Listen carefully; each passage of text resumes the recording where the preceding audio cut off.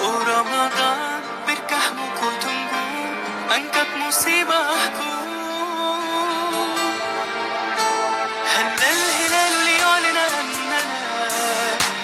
في شهر رمضان الكريم فأبشروا هيا فهل من مذكر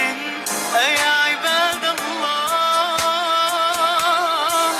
رمضان حاضر مؤن وكره داري سنگ مها رحمن dengan mu beribu-ribu dosa dihapuskan semua amalan dilipat gandakan bagi umat Rasulullah